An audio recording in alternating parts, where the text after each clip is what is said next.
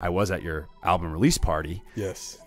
For No Pass with SK, the great. Shout out SK. Shout out Skizzle. Oh my God. We love SK out here, man. He used to engineer all these podcasts for the last year. So I miss you behind the boards, SK. I really do. Genuinely. Good dude.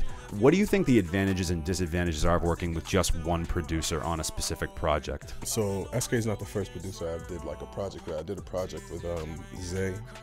Shout out Zay.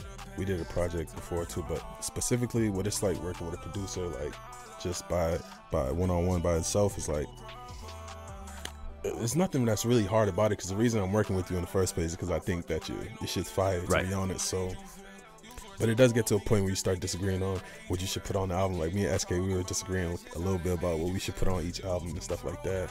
And he thought this is fine. I'm like, I don't really think so. And I'm thinking something's fine. He's like, I don't really think it's gonna fit. So, I mean, at the end of the day, you know, if I feel like it's fire, they're gonna fuck with it. But you know, they're there to let you know, like, those harsh opinions. And sometimes, you know, when you used to working by yourself, you're not used to hearing all those other opinions.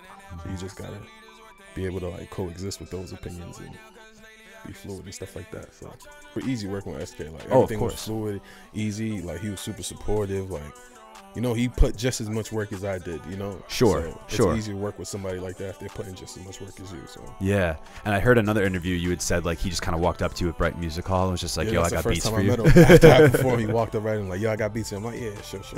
You know, he really sent those beats. And right at, like, I think I was headed to the studio when I was listening to one of his beats. I recorded it immediately, sent it back.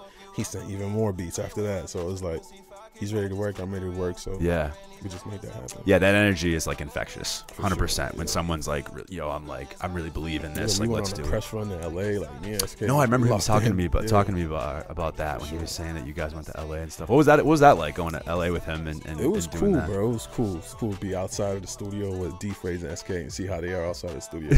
You know, but it was cool for sure. We still did our music thing over there, but yeah, it was definitely a good time. Definitely do it again. And D-Phrase has got a good sense of humor too, so I'm sure there was. Shit. He's funny. Yeah, sure. There were many jokes cracked, no doubt about it. Yeah.